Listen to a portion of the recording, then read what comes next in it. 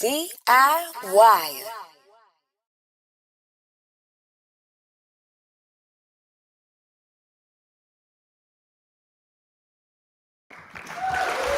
DIYers. It has finally happened. It has finally happened. Fresh off of another live stream, this was one that I was not missing. Some of you were asking me, hey, Curtis, man, are we going to do this Professor Skye interview? I said I would not miss this for the world. Now, this is, first of all, Professor Skye, how are you doing first before I get into my intros? Oh, I think you muted up. You muted your microphone. No worries. Yeah, so I did that thing where I had the screen on YouTube before, so I got all the crazy echoes and everything. So it doesn't matter how much I try to prepare. My wife helps me out, gets all these nice equipment, all that, but there's the human error will always come in. So yeah, I'm doing great. I've actually been watching a lot of your stream today, and I heard you going after people who have avatars of Celtics, who like soccer, who like Tom Brady. I'm like, is he coming at me? Like, I'm going on his show soon. we talked off camera about you saying you were catching up on the Celtics game, and I said, I hope that in my the folks here have deemed it my casual crash out. I hope that I have not have offended my friends along the way. Who look, some of my best friends are Celtics fans. Yes, I know. It's just playing on it. Anyway, it was funny. I was like, okay, that, and that. No, but I'm doing great. Thanks for having me on. Man, this is something that we've talked about before, especially as we got to know one another. And I didn't know that I had been exposed to your content before I had a name to put to it. But I had seen your thumbnail at least a year before everything happened with the battles, and everybody kind of, established this is, I guess in an unofficial way, established this is the voice that I'm going to add to the conversation. Right. And I got to say, the topics that I saw even initially and some of the titles were really intriguing. And then I started finally clicking on them. I'm like, I love that nobody else is breaking it down quite like this in a way where the folks I think that are the professors generally will have this organized, kind of PDF. Not PDF, that's the wrong word.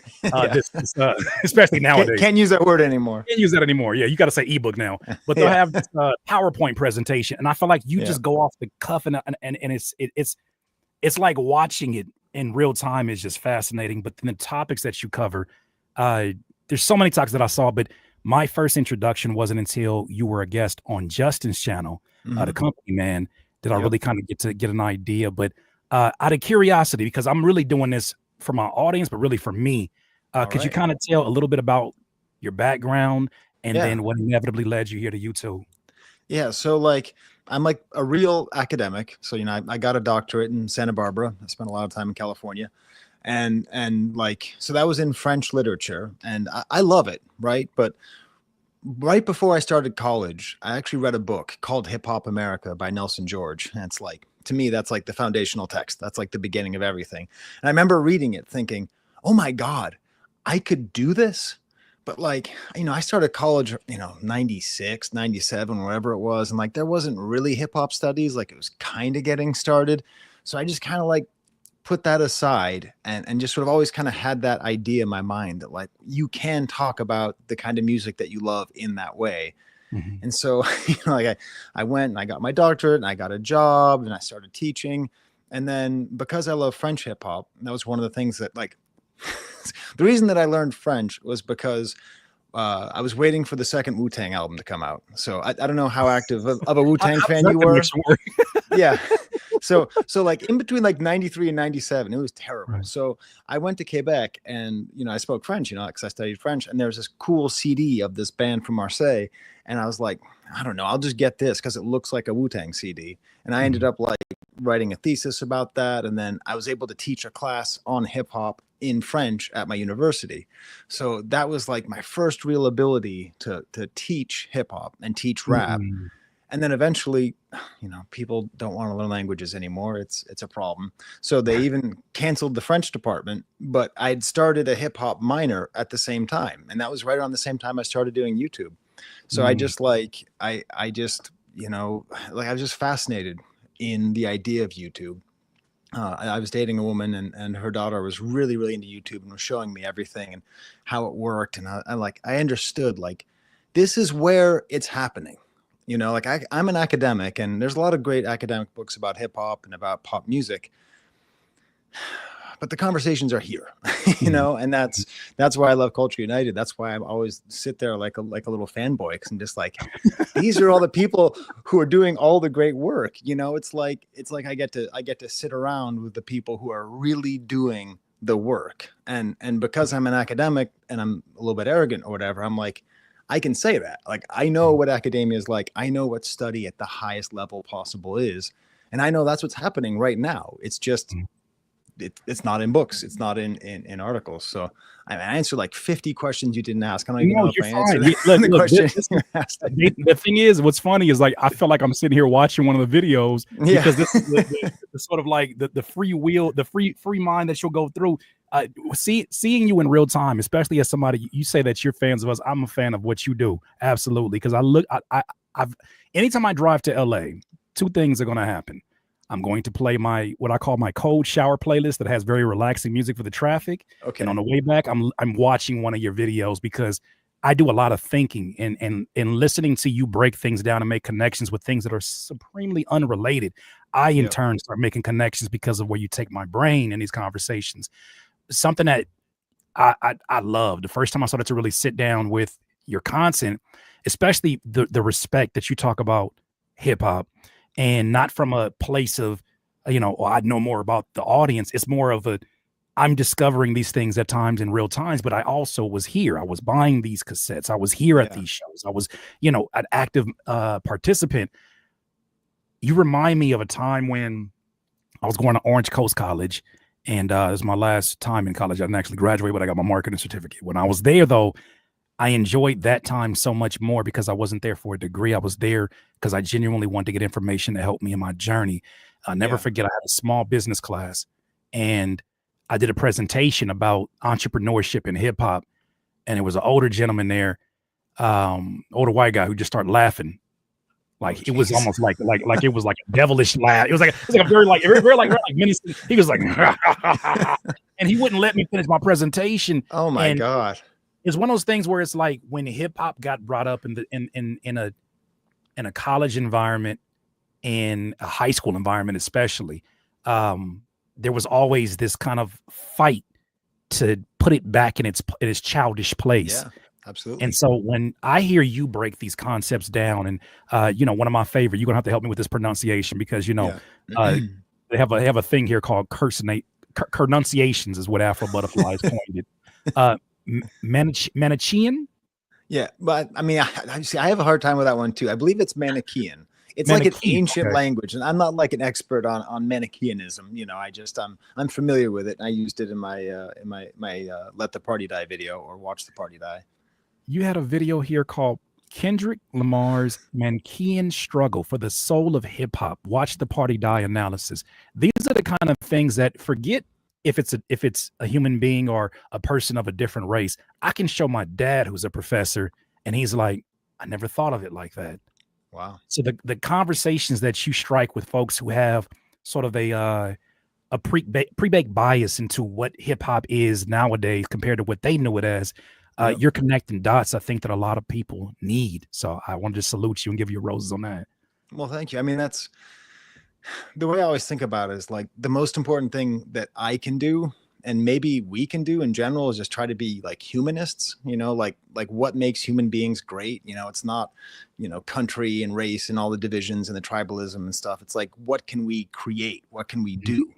And rap music and hip hop is it's just the best thing that's been done for the past whatever 50 years. It's the most interesting thing you can study, and because I've studied the other stuff, I've read the literature, I got a degree in art history and all that, like, I'm not saying the other stuff isn't great, that what people perceive of as high art isn't great, but I mean, I see it very clearly, and that's why I'm so happy to have the channel, because, like, Mhm. I mean, I've been doing the channel for 6 years now, and I had no one watching in the beginning. Yeah, I had videos that get like 23 views, and I'd be happy. But like, like I want to like share this with people, and it's amazing that people actually respond to it, and the kind of connections that you're talking about, like that's just maybe that's just the way my brain works. Because you said you were going to ask me about how do I think like that? I think the Yeah, answer, when you're getting a concept like let's just use yeah, this one for yeah, instance. yeah, You're listening to a song like "Watch the Party Die," which I think that's to me that's the enjoyment that I get when Kendrick has a new drops, at least in this era, right? Where yep, people are so engaged in yeah, what could this possibly mean beyond what it says, and seeing it broken down from 4 or 5 different perspectives gets me excited because that's how it was when I was in high school, and yep, new music dropped and it was like, what did you get from that? Oh, yeah. okay, I'm gonna utilize this technique when I start writing. How what is your brain doing? Like, is it something where you hear a reference and you're like, that kind of reminds me of this Mankian struggle? Like, how does that even happen? Is my question. I mean, I don't know. It's kind of scary because it's sort of creative, and I mean that's like it like because it freaks me out because I'll if a song comes out, I'll usually wait a day or two, and like I might see what you did, and I might see what Rob did, and I'm like, oh, am I gonna have anything to say? Am I gonna have anything to say? And then just at some point, and I've just been lucky that the well hasn't run dry. Just sort of like an idea pops up, and then I really seize on it, and then I can either most often it ties into something that I studied for my degree, so something to do with philosophy or literature, stuff like that. And then I'm just lucky because I'm a teacher, so that's why my videos are the way they are, because like when I teach for 50 minutes, and I don't sit there with like notes and read them. I have like loose ideas of what I'm going to say, and like I have sort of like when students I can tell they're starting to phase out, I'll tell some ridiculously personal anecdote to kind of engage them, or a bad joke, like you learn a lot of the skills that you need for like communicating information interestingly. But to get to your actual question, I think it comes from this. My dad was a really, really smart guy, but he was very confusing. He had a lot of very different interests. One of them was he did smoke a lot of weed. So like he would make these connections. I don't think it's because of the weed or anything, but it would sometimes make the connections not as clear. And talking to him, especially when I was like a teenager, I would be sort of struggling to figure out what the connections were between the things. And it Mm, was sort of like a game. And so I think I just sort of developed that game of just creating different analogies. mhm. And then, that's, when you teach, you try to come up with analogies. I mean, I said it recently that when I teach Corneille, a 17th century playwright, I do bring in Jay-Z because the characters actually are very Jay-Z like. And I'm Mhm. not doing it like in the sort of, hey kids, everything is poetry. I'm not trying to, it's like it's how I actually feel. So yeah, I Right. mean that's how I do. I usually try to think about it because I'm always like, and this has been from before I had any viewers. It's just like, what can I bring? Like that's it. Like that's Right. the thing that always, like, what makes what I say interesting. Well, the early days, I will never erase my early videos, but if you want to see some very funny videos, check out. Do you know what my first idea was, Curtis? What was that? So I didn't call myself Professor Skye, even though I was a professor. I called it Skye's Sweaty Record Review Okay. because It I sounds got very out of the YouTubey. It sounds I very got out of YouTubey, the by the way. gym, and I was like, okay, I'm going to keep all the videos under 5 minutes, and I'm only going to listen to them once. Right. And oh my God, yeah. So over It time sounds now, but it sounds like a YouTube channel that yeah, I've yeah, seen. It feels like that is right in the lane. So 2 things about that I wanted to follow up on. One, yeah, your describing of how your father would connect the dots, to me, helped me understand probably why I love to problem solve so much and why I like to dig into these stories in a certain way, and right. that in order for me not to get in trouble, I knew that my dad was first of all, my father's a psychology major. Okay. So no matter what I said, he's looking at my body He has the language. answer. He's exactly right. I could tell him. I'll give you an example. We'll be watching a Laker game, and he'll be like, Sadell 3 averaged 15 points last year, and I literally have his card in my room, and I say, no, he didn't. It was 13.3. He said, what'd you say? I said, it was 15, because it was just like there was Right. that generation of children are not to speak to adults a certain way. But Yeah. with that said, you kind of helped me to figure that. That's kind of why probably I go through the route that I go. Two, I wanted to follow up on something you said earlier, and I didn't want to skip over that because I thought that this is kind of the foundation of our conversation. Right. You said that, and I don't want to mess it up, but you said something along the lines of rap is so important, or Yeah. hip hop is so important. Uh, what do you mean specifically when you're saying that it's important, especially in the context of these conversations that are centered around academics? Yeah. Well, I mean, so like the most interesting way to study literature, I think, is by trying to figure out how does it represent the time that made it. And the most Mhm. interesting way to study people is to study the art that they make, right? And that, in my opinion, so like when I teach medieval France, I don't talk about which Carolingian king did what. I just say, here's a cathedral. Let's talk about what went into making the cathedral, what was going on behind that, right? So, Mhm. like, rap music is, in my opinion, the clearest way of understanding like the greatness of America, the downfalls of America, the pitfalls, like everything is all wrapped up. And then beyond that, because I study a lot of international hip hop, and because I do a lot of work there too, it's like also true in other countries. It's like everything that's interesting and vibrant and fascinating and good and bad about France is also in French rap music. It's like Mhm. this ability that this art form has. And I don't know if it's just because there's so many words, like just like so many words, or the fact that it has to be a cross between like spoken word and poetry, that it always has to be like you're speaking but also like you're writing. Mhm. I don't know if it's just that, like, I mean, so I might annoy you with this, but like part of the reason that I do what I do is because of maybe one of the most racist place on planet Earth, Boston sports radio. Mhm. So I used to listen to Boston sports radio, and like the dumbest people on earth would call, making the most intelligent points ever. Like Wait, how is they, that possible? well, that's the thing. That's the thing. It would be like it would be like an electrician's assistant calling in, and they just be like, "Yeah, I don't know. I think that Pedro's pitch selection in the six just wasn't there. I think you need to throw more. It's like Right. careful, you know."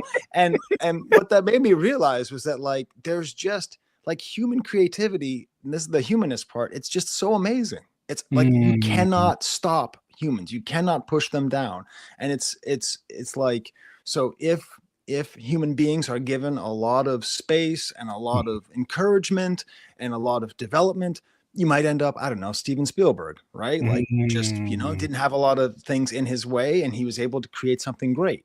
Or you can be some kids in the South Bronx in the mid 70s with 30,000 fires and, high unemployment rates. And then you can just create this art form that just from nothing. And Mhm. this can be the voice of the people who were not given those chances. But in all those cases, it's just, I don't know.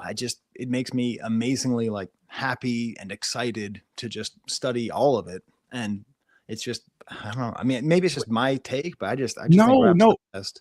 What I think is interesting about you saying, obviously, the foundation of hip hop and its origin. That's a story that we're familiar here with. But you said Steven Spielberg, and I Yeah. always would tell my friends. I said when I learned about his origin story, about how he first started to be able to be in the environment where he could learn how to become a director, I was like, Yep. that's the most hip hop story I've heard from him. Yeah. In that he was a kid literally going around the movie studio in places he had no permission to be at, Yep. and he would just sit there and just watch the director. He would go from set to set, and he would just be like, because like there's no school for hip hop, at least Yep. the traditional sense. Yep. School for hip hop, it's like you have to learn by listening. You have to learn by studying and hopefully recalling some of the things that you were told in English class. Hmm. I tell you this, I'm so glad I paid attention to that class. Algebra, Yeah. no. Yeah. Me neither. All the other those, but when it came to English, I knew that I would have, because I just love the idea of creative writing, and I love the idea, even before I became an artist, I love the idea of having all of these devices, understanding MLA format, even though it used to annoy me, Yeah. and being able to put these ideas together and then having structure to them, and knowing that these stories that I came up under, there's a framework that connects them all. Even at a young age, I found that like really intriguing, and now I'm it's funny how nowadays I feel like we're using or misusing so many English terminology, Yeah. everything's not a double entendre. Everything's not No, a it's not. metaphor. I remember similes are the ones where we say like and as. That is That's not a right. metaphor, right? Yep. So, but it's good at least to see people engage. How has that been? Because I know that you've been seeing this, and obviously your audience is proof of a lot of people wanting these conversations that are richer, Yeah. that are higher IQ in about the culture, but they're not elitist conversations. They're very like, well, this is what I'm gathering, but I would love to get some information from you guys in the community. People are here engaged in this. I'm watching 16, 17-year-olds during the battle. I would never forget this. And I'll probably be talking about this until I'm an old man. Seeing 16 and 17-year-old, high schoolers who are like, so today we're going to give 5 reasons why euphoria means more than just the title. Number one, I couldn't believe I was watching someone breaking down the layers of this. And I was like, not even a month ago, it just felt like people were so hypnotized. This is my question, are you seeing a shift? And if so, how do you kind of explain what might be happening? Yeah, I mean, I hope I'm seeing a shift. That's my big fear, is that there's not really going to be a shift. This was just a sort of instance, and then we'll just kind of go back to how things were. Mhm. But I mean, the story that you told me, like, so many people have told me, I've seen your thumbnails all the time, but I've never clicked on them. And I always say, it's okay, I wouldn't click on me either. Like, I don't want to see some white professor dude, because, like, I know, like, if I saw a white professor say he's going to break down, I don't know, Nardo Wick, which I did earlier this week, I'd be like, Mhm. this is gonna suck. I don't want to hear this. um, but yeah, I mean, I do, like, I've been amazed that the more professory I go, the harder I go into sort of that area, the Mhm. more people follow me and the more they like it. And it's strange, because I don't want to be alienating, and nobody seems to think. I mean, okay, sometimes people call me yapper, but just like, man, just Oh no, like, do they think that's an insult? I like don't. you want me to get on YouTube and casually talk? You want me, wait, you Yeah, come to YouTube to watch a video of someone kind of talking? I don't, that yeah, doesn't just make sense. They say the same thing yeah, to me. Sure. yeah. So yeah, so I mean, I do. I feel. I mean, it's not so much that my relative success is a sign that things are changing, but really culture united. And I'm sorry, what did you call your round table again? Oh, the collective. The The collective. collective. Yeah. I look, like the fact that there are so many absolutely top level people able Mhm. to succeed. I mean, like every time I watch Read My Soul, I'm just like, damn it, he's so good. You know what He's I so mean? And good, and bro. like Shout out to Free and Myself. and like, and I'm so happy that the collective was there, because Justin can't do Culture United and have it look like 60 64 people all the way across. He's tried. He's tried. Yeah, He's yeah, tried. he tried. And he'd come back to me and say, you know what? I think we should probably keep it to 6. Yeah. In Justin we trust. And But yeah, yes, yes. yeah. So yeah, I mean, so that's really, I think, a very positive thing. Now, that the real question is, I mean, not that many people watched my Nardo Wick breakdown, and not that many people watched my Fat Ray and Black Milk review. And I'm going to be doing IDK soon, and Oh, the fact that IDK is not like a superstar at this point, I'm just going crazy, because this album is so good. He's so good. And well, yeah. I was gonna say, Professor, I'm not trying to embarrass you, but I do want the audience. Could you please leave a comment of what video made you a fan of Professor Skye? Could you? This is me requesting that. This is not Okay. him paying me $20 off to the side, because Yeah. I would never accept $20 from a diehard Celtic fan as a Laker fan. I would never accept any such bribes. No, But I send me am a member of the channel, and you should all be members of the channel, Curtis I King's appreciate that. Empire, or the Kingdom, whatever you call yourself, because King- there's lots of good videos. And yeah. the Beyonce video, the Tyler the Creator, Call Me Oh If You Get yeah. Oh Lost, yeah. the Mr. That yeah Morale that breakdown. that was where I learned. That was really where I learned, because he mentions Baudelaire, and I studied Baudelaire, and so I like really went into Baudelaire, and that was my most successful video at that point. So yeah, the hard Yeah. part 6. I mean, this is kind of fun. Yeah, Look I'm at this, seeing, all and these things this is popping good down. research. Yeah, this is good Yeah, research. yeah. You know, the one thing, and this is the reason why I wanted to ask this question. What I love is that you do something that I'm trying to be more intentional about this year, in that when you allow just the views to be your only metric of what to cover, you Yeah. miss out on so much. You miss Oh out on so yeah. much good stuff. And I love that you have not shied away from talking about an artist that may not necessarily have gotten their mainstream appreciation, but you'll still say, no, this is going to be a breakdown that you're going to want to get more you're going to want to get more information on. Like you breaking down the best verse that you felt like the best verse ever. These are things that I'm now thinking to myself, what type of legacy do you want to leave? Yes, there is business that must be conducted as a content creator, but Yeah. if you're only doing those things, you're only relying upon those things having moments. And sometimes these artists take breaks, not Drake, but some of these times these artists take Yes. breaks. And I want to be able to, highlight the Mick Jenkins of the worlds, the Ray Vons of the world, because they're consistently putting out stuff. But how do you kind of, is that a struggle at times, or Oh do you my kind of God, it's like, the worst struggle. yeah, Yeah. Because I mean, when I had no success, it was no problem. I mean, yeah, I just do whatever I was doing and always be the same. But like once you get that success, and I love the YouTube studio that tells you how you're doing, and out 10 out of 10 or 1 out of 10, like the like it is so hard. I have to really force myself not to chase views. The good mm, thing is I don't know how to chase views. Like I would think, can I give like, you your first bomb of the day? Can I give you your first? yes. Somebody gonna have to tell the truth, and I'm gonna tell it. Continue. I'm sorry. Because sometimes I would think that I know what to do. I'd be like, okay, they want this is going to work, and then just nothing. I'm like, this is going to Mm, really work, and then just nothing. I mean, really, the only thing that's been consistent is Kendrick or Drake, mm, and I just have a policy like if I don't have anything to say, I'm not going to hit record.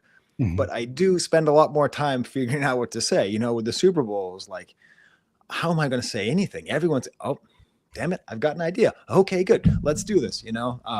So yeah, I mean, I force myself, because the thing is, the reason I started the channel is that I turned 40, and I'm gonna piss you off. I don't think that Tom Brady is a good person, but I think he's very smart in a Don't lot of piss me ways. off. I like Tom Brady. Tom Brady is he is the greatest quarterback of all Okay, time. okay. That is not. I'm just. The But thing is, let me just clarify this, because I know yes, this you're joking, but let me clarify. yeah. This is a thought that got strung together by the original meme, where you see like they said this is the MAGA supporters, and they have the glasses in the truck, and they're Oh all yeah, sitting there in the Brady yeah. Bunch boxes. I have my guy HGC. He just made one with all the I call them MAGA OVO, and they're all anime photos. They're all like Yep. football photos and all of these superheroes. And it's like that was the thought, was that they Yeah, yeah. tend to always have Tom Brady sitting in one of these photos. But I'm Oh, sorry. I know. So, anyways, so we happen to be the same age. So Tom Brady, Kanye West, and I are all the same age. So like I've sort of had this like, which is pretty good up until a couple years ago, because like Tom Brady never aged. He just kept on doing well. And he always talked about flexibility. So like I was fascinated by that. And then I realized that like when you hit 24 or 25, you basically are certain that all new music is trash. So I mean that happened with me with hip hop. Like I heard 50 Cent and I'm like, I don't know who this guy is, but he seems bad. And I was Mm, wrong, but I was just too old, So I just thought, nah, yeah, I missed. And so I shut myself off to all new music. And then when I started the channel all the way back in 2018, part of it was to try to revitalize my brain, like to get my muscles back so that I could, touch my toes again. Like, so that like I could learn and not just get old and not have some kind of, necrotic fixation and just listen to 36 Chambers on repeat and just say rap used to be good back then. mhm. So like that was the idea. Like I was teaching myself about what was going on, like I had last listened to Lil Wayne before 2018, I'd last listened to Lil Wayne when I saw him at the Rough Riders and Hot Boys concert at the Fleet Center, Oh whatever, wow. back in 2000. And I was like, I knew that he was famous. I knew he was still going. I was proud of him, but like, so I've just been having this whole experience of all this new stuff. So part of that deal was I'm not going to just listen to whatever's popular. I'm just going to find 3 albums I like a week, sometimes more, sometimes less, and just like keep experiencing music, just keep like consuming new music, because it's a lie. It's not, it wasn't better then. It really Can I put wasn't. a Like, can I put a yes. pin in that before you expound upon that? Because I'm really curious about where you're going with this. And Yeah. that I too I've made a commitment this year. I felt the unk energy showering over me. I felt like FD Signifier. I started listening to Playboy Cardi, and I'm like, Yeah. I said, "Oh no, I can't." What is going? I feel like Superman. What is happening to my ear? I couldn't do it. But then there's a part of me there's a young part of me, no matter where I'm at, that is, inquisitive. I want to. I'm. If a lot of people are congregating, if they're doing all that is mosh pitting I want to know what the appeal is. Just because I'm just curious, maybe from a marketing mind, I'm curious. But there is another part of me that's like, how do I force myself to like something that is just not designed for my age group? Like, how do I have to reimagine this? And I guess my conclusion, and I want to ask you about this, my conclusion became, I'm going to miss the next Dead Prez, expecting the next Dead Prez to sound like the last Dead Prez. That's right. It may come in the form of an Earth Gang. And because I wanted it to aesthetically and sonically look the same, Yep. I'm not asking for a new artist. I'm asking for I'm literally asking for them to make more new music. Exactly. Yeah. How did you kind of like grapple with that in terms of the sounds and the sonics that felt detached from the things that you enjoy? I mean, it took a little while. It definitely took a little while. Playboy Cardi was easier for me because he is such an extreme that I associate him with like Sonic Youth or like some kind of like experimental punk band or something. I mean, I actually just did a video today about his new song, and I didn't know that he didn't even release his new song, but that actually makes the video better. Anyway, so he's easy for me. It was hard for me like the first time listening to Migos, and just being like, I and even Travis Scott was tough for me at first. But what happens is, you first hear it, and then I just hear this, and I just go, I just can't do it, but, but like what I learned is this, it's the same way I feel about sports, right? There's no such, in my opinion, there's no such thing as a boring sport. There's sports I understand and sports I don't.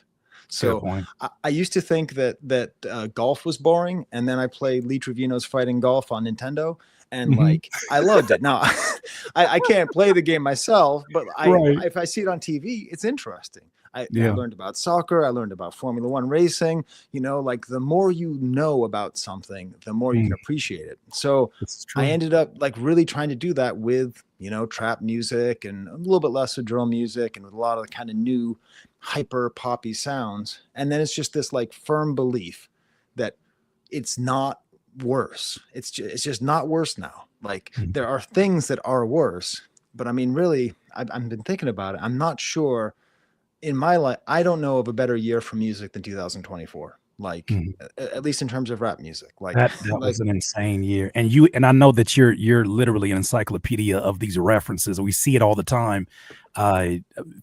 It's you'll say things and I'm like, oh my God, he's accessing files that have dust on them in the back of my mind. And I'm like, I haven't even heard that name in a minute. You'll bring that up and you'll do it so casually too. I'm like, I don't know how all this is existing and you're still able to do your courses, everything. Cause I know you have a lot of things that you do as well. Yeah. But so, okay. I hope I didn't jump over your point. Was there anything else you wanted to add to that? No. Oh, just what I do is that the more I actually try to listen to it, the more I appreciate it. And it might be also easier for me that culturally I'm already trying to acclimate already as a white listener to a black art. You are acclimating yourself to something that is alien to you on some level. So maybe it's a little bit easier you know, because I'm already doing a certain amount of sort of emotional or mental math to relate to something and to enjoy it. And maybe I don't know, but I mean, I love Playboy Cardi, but Right. and also like when you really study it, then you really see the difference. Like Nardo Wick, I mean, I don't know if you heard his last album, but he's like really creative and a really funny, interesting rapper. Like he really is. And I could have easily, you know, in my old brain, if my brain was before I started this channel, I would have heard it. I've just been like, oh yeah, I've heard 1,000 things like this. It's just no good. See, and I feel like this is where I benefit from. I have a good balance of friends that are my age, older than me, but then also too, like the closest folks to like my wife. I'm 40. My wife is 9 years younger than me. Right. And there's things that I think that she's helping me at checkpoint. She doesn't realize she is. Like, don't wear those jeans with the holes in them, husband. What do you mean? These are good back in my day. Like, she's like I walked in the room the other morning, and my friend has a clothing line, and I'm wearing the jacket. I'm wearing the matching red pants, and I said, "How does this look?" She said, "It's a lot of red." I said, "I look unkish, don't I? I look very unkish." She says, "Yes, you do." The same thing happens musically with her in that she'll introduce me to like a lot of R&B artists that maybe I missed the mark on because I'm so heavily into hip hop and the music that I love. But I'm curious. So I do want to walk this conversation. Shut up, Furry B. You say you're the cougar. Shut your mouth, okay? Okay, the tables are turned on 36. I did want to quote you before I move on though. Please do. What's your line? They act like we don't have the same internet as they do. Yes. So Oh, like, yes, my favorite. Yeah. Like the main thing is that there is no excuse for not hearing new music. You know, Yes. like 20 years ago, 30 years ago, there's no way that my dad could have gotten hip to, I don't know, to Tribe Called Quest, right? Like unless his kids showed it to him.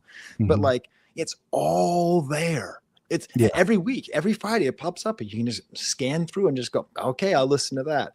And that's one thing where, you know, because I have teenage kids and they've helped me to kind of stay hip and all that. But like the internet, it's all right there. We all have the same internet. Anyways, you wanted to walk the conversation somewhere else. No, and I'm moving. Shout out to my guy Justin, the company man. Look, it's all happening. Hey, all right.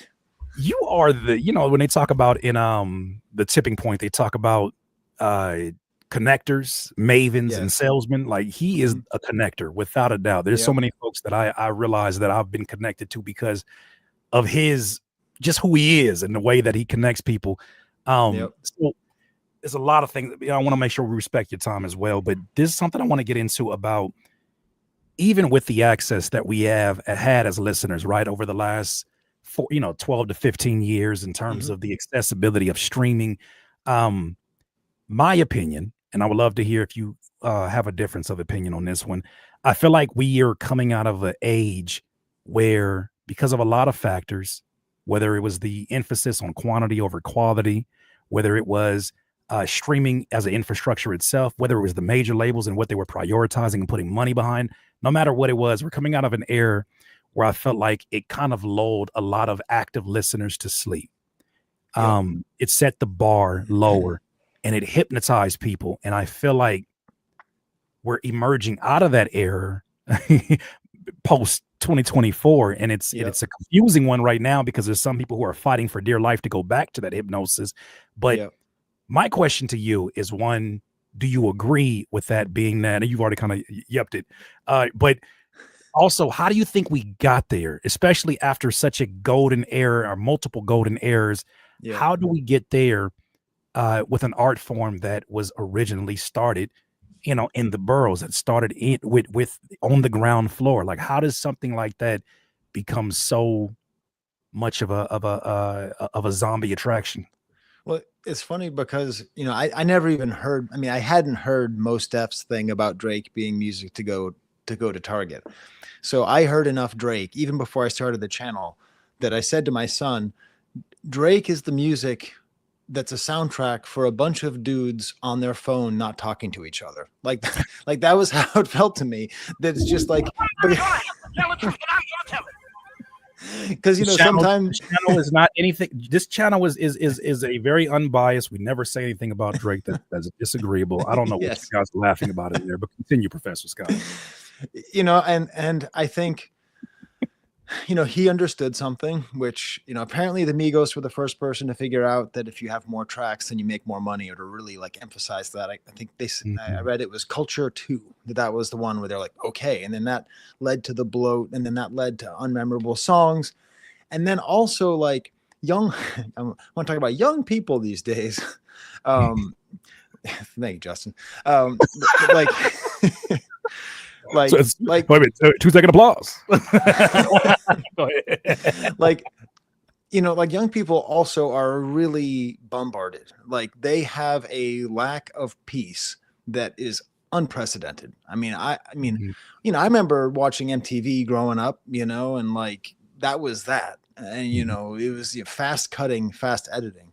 So I do think to have a little sympathy for the young people, having the obsession with vibes does kind of make sense if your entire life is like phone, TV, phone, school, screen. Like if everything is just so active and they're just everything's firing at all times. Mm. Hmm. I mean, it doesn't make it good, but that that does sort of like, because that's one thing you have to come to terms with if you're trying to like younger music, is just vibe does have value. Like it's not what I want from music, but Mhm. when you accept that, it the same way that like, I don't like death metal, but like it has its place, and there's good death metal and bad death metal, and like certain people need that emotion, and we should be able to see that there's some difference between them. Yeah. So I whether or not we're coming out of it, I think this is what I predict is that it's going to feel like nothing happened, but I think that something that the attention that's been paid to lyrics and the fun of listening to rap and the fun of listening to rap that is fun to listen to, I feel Mhm. like a lot of people have, they hopefully have the fever, and it might not be millions, right? I don't think that it's going to be we're not going to go back to Nas and Jay-Z times, I don't think, Right. but we we might get another 2024, which would be pretty great. I mean, that's not too bad. Yeah. I want to. Okay, that's first of all, that's the point that I was hoping to get Somebody's to. gonna have to You tell the gave truth, so and I'm much gonna tell it. perspective in that answer. Shout out to my guy HGC, because when I see this, he's been helping me with my micro content. I'm excited because he's been chopping up Thanks. content. When he says that that's good, I know that's going to be a clip. So go ahead and hit the marker for that one. So I was in a Twitter space the other day with somebody that I consider a mentor and friend, and Glasses Malone, and they Mhm. were having a conversation about the topic of lyricism, and I took a different take on this, and I'm curious what you think about this and how you would expand upon it. But when you started to see sort of the emergence of the Migos and really just kind of Southern rap acts, you started to see a lot of underground artists, a lot of up and coming artists who said, I don't want to listen to it replaced radio stuff with that mumble rap. I don't want to hear that Yeah. mumble rap. And their main complaints was, it sounds the same, the beats sound the same, I don't know what they're saying. Yeah. And Professor Skye, I think I had a Professor Skye moment when I said, you know how many guys that rap on boom bap beats use hip hop YouTube keywords, right? Third eye, Yeah. off the dome, cranium, Yeah. surreal, like whatever they use, it's almost like they're doing the thing. They're doing the dance, but they're wearing the uniform, but they're not doing the dance. I would Yep. say the same criticism could be given to you for copying the golden age of hip hop to the best of your ability. It does not feel authentic to a modern day story. And I'm like, the lyrical miracle are the Shiggy. Remember, have you seen the Shiggy, the meme where he's dominoes? I looked at that and I said, he has a good point. Even though he's trying to be funny, he has a good point. There are a lot of rappers who deem themselves in the traditional sense hip hop Yep. that refuse to evolve even in their own category, when there's artists that are light years beyond that evolution. Boom bap has turned into boom trap at times. It's evolved. So I'm curious, first of all, on a zoomed out point of view, Yeah. what do you feel about that conversation? Well, I mean, it's always tricky because I do a lot of underground rap music. I review a lot of it. Um, I mean, probably even more than mainstream, because I try not to review things I don't like, unless it's like, if Bob Dylan does something I don't like, I'll talk about it because I'm not afraid of hurting Bob Dylan. Like, I don't like hurting artists, but if it's Drake or Kanye, I don't consider it the same way. But like, I do get that feeling sometimes that it can be sort of like just as much of a formula being followed. And that's the thing. I'm just going to always go back to the idea of like human creation and human greatness. Is that like, I mean, I do think it's better, if it's an Alchemist beat and some guy actually trying to do interesting multisyllabic rhymes, right? Like that is better to me than someone just talking about their Wraith for a 15th time, or however they bust down their watches, or whatever it is. But yeah, I mean, I think what we end up losing is the vitality. And that's the thing, is that like, hip hop is alive. I mean, rap music and hip hop, I know there's that whole thing about, I mean, how many times has hip hop died? When I teach my class, so I'm currently teaching a class on hip hop. I try to say each time people said that it died.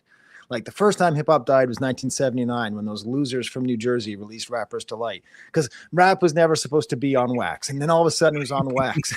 And then like, the next time was what? Maybe Parents Just Don't Understand, because now rap was pop. And then Vanilla Ice killed it. And then Puffy killed it. And that, everyone keeps killing hip hop, but it's still alive. And the reason that it's alive, I think, is that it's always had such a strong underground and a strong mainstream. And like rock and roll, I mean, I used to play rock and roll, like I made music in high school, and I wasn't sitting there like, I wasn't trying to be Action Bronson, right? I was trying to be a rock and roll musician. The mainstream rock and roll is 1,000 times. I would pray to have someone as good as Drake in mainstream rock and roll, like truly. Like, it's just miserable. There's a lot of good underground rock groups, but like rap always has that. So I feel like, as long as there's interesting stuff happening, it might not be what we like, but it's doing something different. And then someone will come out of that who's doing it a little bit more and a little bit better. So, the Atlanta stuff, so much of it is improvised. And then people who don't improvise, who go a little bit further into it. I mean, think about the respect that we have for Metro Boomin, and it was not from Atlanta, but like the fact that we can listen to Metro Boomin, and even though he's made 1,000 beats that maybe 15 years ago or 10 years ago, we would have said, this is just standard Southern, trash. Like, we can pick up on the discernment and the drums and the skill that he has. Yeah. So I would say discernment is what helps. And what was your question? No, you're good. You're good, because it's funny, because as you're saying that, my brain is like, ask this one. I'm like, no, I have an idea of this. No, you're good. You're good. Like, this is, man, it is a pleasure. It is a pleasure, especially because I feel like we were talking about this during the Culture United. There's times that Justin always gets me. Justin, the main one, he'll when he's doing edits for the micro clips, he'll zoom in on my face and say, what you doing here, Curtis? I'm like, why are you gotta zoom in on my face? Because I'm so animated. But sometimes I'll look at you because I'm like, I really want to hear how Professor Skye's gonna break this one down. Because when I sit down to your videos, I don't want a vibe. Yep. It is a vibe, but I don't want a vibe. I come there because, to me, it's the same part of my brain that prepares for an audiobook. Yeah. And that I come here to learn something. I don't say this as a flex, but I don't really read fictional books. Yep. If I'm reading books, I'm reading like, for instance, I read a book about healthy ways to set boundaries with people. And that's the stuff that I get excited, because I'm like, okay, I got to be an active listener. Stop. Okay, write this down. So I want to kind of get into, because I'm leading you into like sort of the time period that we're in right now. But yeah, I do want to talk about this because this is obviously the hot topic, and we're always going to come across that in hip hop interviews and conversations. Yes. But zoomed out point of view, how did you view the battle going into it, and how do you view the battle now that it's been over with? Is there any details that are new that you didn't anticipate? You've seen cycles of this before. We know that your hip hop history is rich. Yeah. What was kind of your mindset in going into this and seeing this kind of play out? And then were you surprised by the way that it landed? Well, the funny thing was, I almost didn't I almost didn't talk about it. Like I remember thinking, I don't know, talking about beef, this seems kind of beneath me. And I don't know. I mean, I was such an idiot. I was I like, said the but same thing. I was like, do I, there was a part of me, Professor, that said, I am so above this, and I'm going to keep it about DIYers and independents. yeah, I enjoy having low ad revenue, and for the sake of and the independent rappers that were coming for the information said, you gonna talk about this Kendrick and Drake? yeah. So so because of that, I people finally clicked on my stupid face and my stupid thumbnails, and I've had, and it's just brought me so much. So I mean, that's as far as like I don't think I've ever seen anything like it before. I mean, so like I wasn't paying attention for the Meek Mill and Drake beef. I've had fun going back. Right. Before this, my favorite beef was L Cool J and Cannabis. Just because like Mm. because I remember like listening to the boss, like WBUR or something, some radio station said they were going to play it, and like I was like sitting there waiting to hear Cannabis's response. But no, I mean, I don't like I truthfully, I don't think there's ever been, I can't think of a moment like the battle. And sometime, if I really feel like getting my ad revenue back, I'll finally make my video about Kendrick Lamar and the Beatles. But like, there's something Beatles-ish about it, where when the Beatles were big, they were the best and they were the biggest. Mhm. And when they did stuff, it was the discussion. Like that was the thing. It wasn't like this, and this happened. And in music, it was like the thing. And when has music been the most talked about thing in American culture? Like not Hmm. Marvel or Star Wars, or I mean, hell, even Trump. Like I felt like we were talking more about Kendrick and Drake in just daily conversation. And so like, and not just a battle for hip hop, but like a battle for not just the culture, but for music culture just in general. So I was yeah, going to that say, real quick, isn't that? Am I getting the timeline right? You're talking about the Beatles. I remember this in world history class. That's why I love listening to you, because you remind me of the time when I was going actively to classes. I remember they told a story about how Sergeant Pepper yeah, was one of the first albums that you saw from any band where they had so many. It was like the introduction of multi-tracks. They had yeah, so many tracks they weren't able to perform it live because there was so many instruments that they were adding to the yeah, music. I mean, when you're doing things like that, it's a pretty revolutionary time to be creating music. So it yeah. makes sense why that would be such a polarizing conversation even for that time. Yeah, but I think it like there's going to be a couple of moments this year that I think will make the determination as to how big of a deal was it.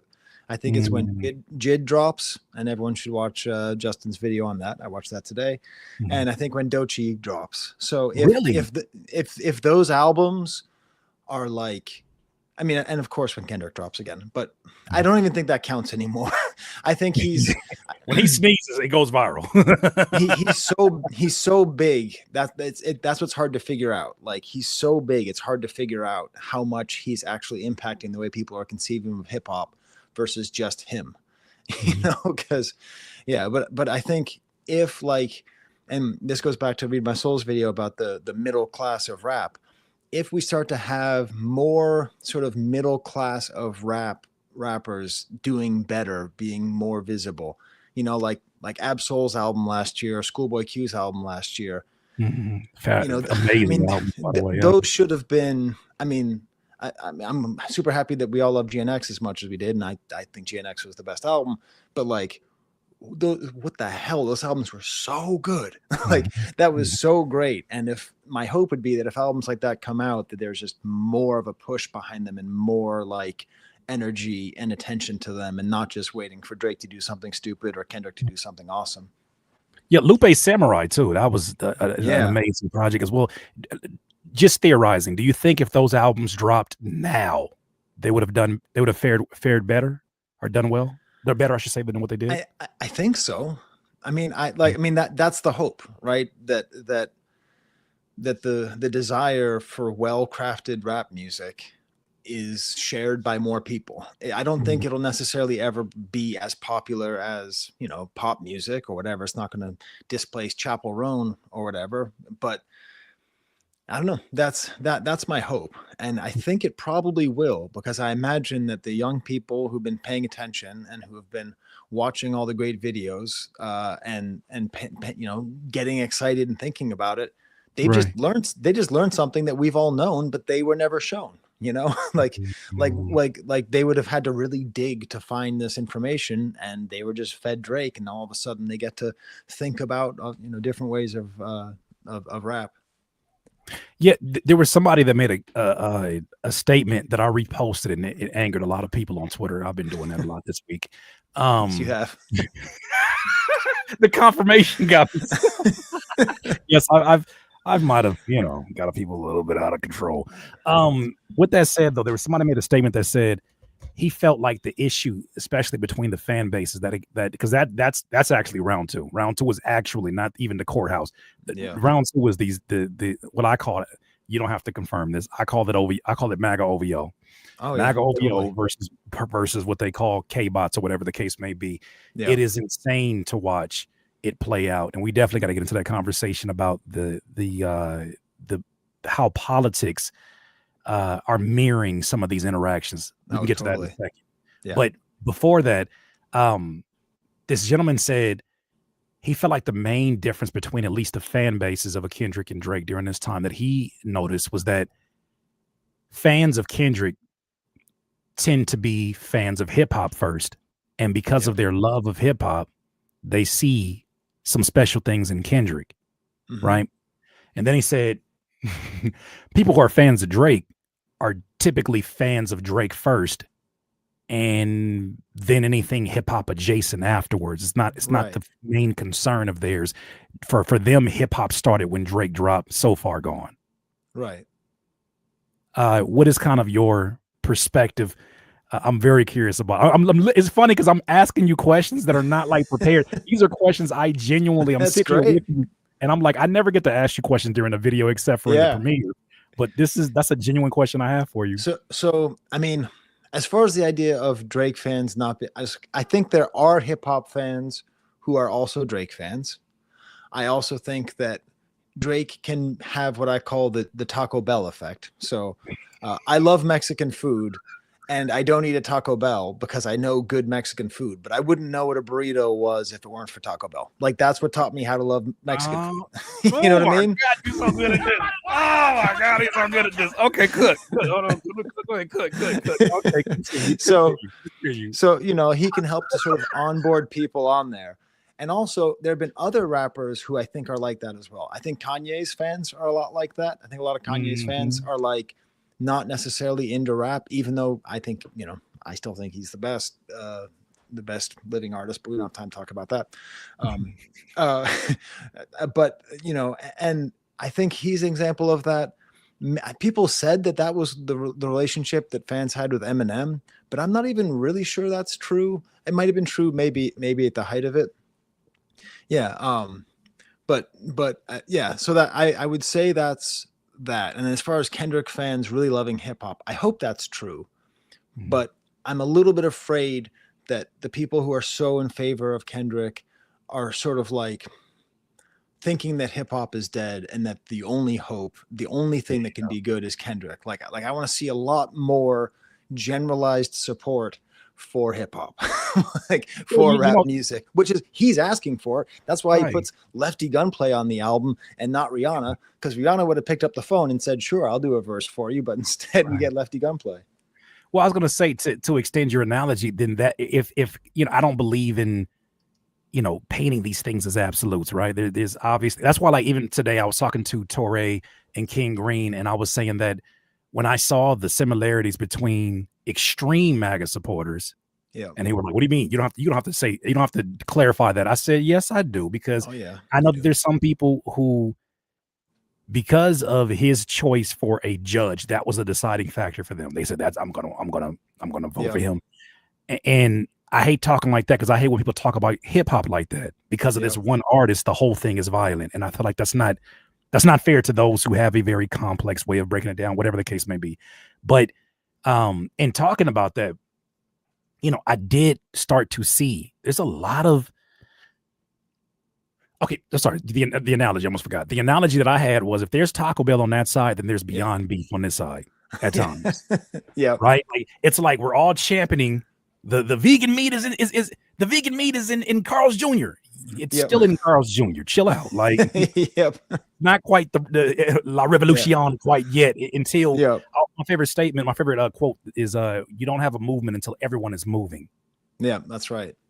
And so there that exists to where there's some people who are diet Kendrick fans who are, championing, we finally got vegan meat inside of inside the restaurant. And it's like, well, Impossible Meat got some really weird things in the ingredients. Why are they around? So but to get back to your original division point. So again, I'm going to be sympathetic towards all humanity again. So I call it COVID-16. So I think in 2016, humanity lost its war with technology. So like remember in Terminator 2, like when it started off, like whenever whatever the name of the company was, Sensodyne, whoever it was, took over, and like this was the moment. So I think 2016 is when we really lost, because that's when Trump got elected the first time, and we started to see just how effectively our divisions were monetized by more amoral ghouls, right? Mm-hmm. So like when we lost that battle, when Trump got elected because of the anger and division, because anger and division is what got ad revenue for CNN. So it didn't matter if they hated Trump, they were going to keep doing it. And then we're just basically constantly replaying 2016, like the 2016 election over and over again. We're addicted to it, and our economy is addicted to it. And then we're constantly drawing these lines. And it's like, and Justin pointed out about Last Jedi with Star Wars, that was that same culture war. Or Tiger King. Tiger King was the same culture war. Vaccines was the same culture war. The next election, and then Kendrick and Drake. And somehow it always manages to fit right in. And I'm not a good enough like future historian to look back and figure out what's going on. But it's true. MAGA OVO is like a real thing. I'm sure I know there's a lot of people who are not socially conservative who support Drake, but it's weird. Like it just gets I'm sorry to distract you. Some of these are too good. I'm like, I'm not going to keep them back again. Shout out to Justin. Justin said, Tiger King deserves it all in all caps. I am done. Justin, I am done. I know Tiger King was Trump. Hillary was the lady. And see, that's all we're trying. Really, all we're doing is squeezing another video out of you. Like that's all we're doing right now. Don't mind us. We're squeezing all this. So, okay, how the hell does that happen? Because there's a part of me, Professor, that's very excited to see an era where super fans seem more stronger than ever. Yep. There's a part of me that's like, wow, people care enough about an artist or care enough about their music to defend it and fight for it. Cry for it after we just came out of this zombie apocalypse or this zombie era of it's just more music, to the point where an album became old to some generations of folks after a week. Like, oh, I'm not listening, it's old. Yeah. To see folks now caping for music that they may or may not have even given a full listen, it to me shows like, okay, super fandom is here. For whatever reasons, maybe motivating outside the music, it's here, and I'm excited to see it. However, and that's a big however, it's concerning to see the lengths at which some people in this era with more access, because super fans have always existed, crazy fans have existed. I think about Selena, and like I know these things have always kind of existed in the space, but now it seems like they have access that they've never had before. I'm getting botted like crazy right now. And even situations like, I don't want to rehash it, but my guy Screwface John, seeing him deal with fake tweets that disrupt his flow of content, it just to the point where it's like fake news and misinformation has found its way to a rap battle. How the hell did we get here? to people who comment on rap battles. That's it's wild. But there are companies that benefit from that. And our system is always going to go towards wherever the money is, like water always goes downhill. American culture is always going to work towards generating the maximum profit. And that's sometimes good, usually bad. And whatever it is, this division is going to be, and is like, in some ways, the most kind of rebellious thing we could do is just love Drake fans, just say like, I think we love different things. And I mean, unless you think he's actually guilty of doing the things that he's been accused of doing, if you're like, he's just sort of a symptom of a sickness. He's not the sickness itself. And 0 to 100 is just a great song. I don't care if he wrote it or didn't write it. That song rules, and Take Care was good. And like you and I, we can. I can't let it go, Professor. I don't think I got that. I don't think I have that much love in me. The moment I saw, that was the thing. The thing is, and I don't mean to cut your point, but I just have to say it because I'm like, every single battle that he's been able to slither out of, something else got disclosed that I was like, see, that's the reason why I don't want this guy. From the Meek Mill one, yeah, he tore a new one into Meek Mill, but that's when we get the conversation of, wait a minute, some of these songs are actual other people's songs. I mean, not the ghostwriting has always been around. That's why it's called ghostwriting. It's been there, but the idea of you borrowing somebody else's cadences and taking a song cadence, and not just rap songs, but R&B songs. And I know that's more commonplace in singing. And when I watched the Whitney Houston movie, Glass Malone makes a good point where he's like, that's the record business versus the music business. That's a whole other conversation. But he's like, the record business, you go in there expecting that you're going to have writers that are prepared to make hit songs because there's too much money being invested in you, the star. But in this situation, it's this overlappage between hip hop where it's like, no, there's certain principles that you just don't break, especially when you yourself say, I am one of the greatest rappers of the first name ever, last name greatest, like a sprained ankle. I ain't nothing to play with. And I don't know what you're playing with. You at the end of part 6, you say something like, it's good to get the pen going again. What do you mean by that, sir? So the hard part 6, the song that opened the world for me. Who would ever believe? You being a hip hop head you are, Professor Skye, how can I hear you say love conquers all in that situation? How do you do it? I'm not saying we can do it. I'm just saying that that's where it gets tricky, right? Because that's the same thing with Trump. It's like, well, we should just love people who disagree with us. It's like, yeah, but if you love somebody who is trying to fight to take away the existence of people that you love, that's very different, right? Like it's different stakes. It's not like, oh, we can all just get along. There's a certain point where you can't just get along. And that probably is the case, at least on a spiritual level, with Drake, especially if you love rap music so much and then you see it coming back. And then you realize, like, this could be like one of those science fiction movies, where you like kill the head vampire or whatever, and then all the other vampires go. Like, that's kind of the hope. Like, what if this works, then Kendrick will be the head vampire, and then everyone will be all this great stuff, and then Jid will come out and he'll go triple platinum, and who knows? Well, and let me ask you this too, because it's funny. I just watched I saw photos that surfaced that showed Kendrick Lamar in 2022 in UCLA taking psychology classes. Yeah. I said, well, isn't this interesting? Two years before. With your dad or no? You're right. With my dad, that'd be hilarious.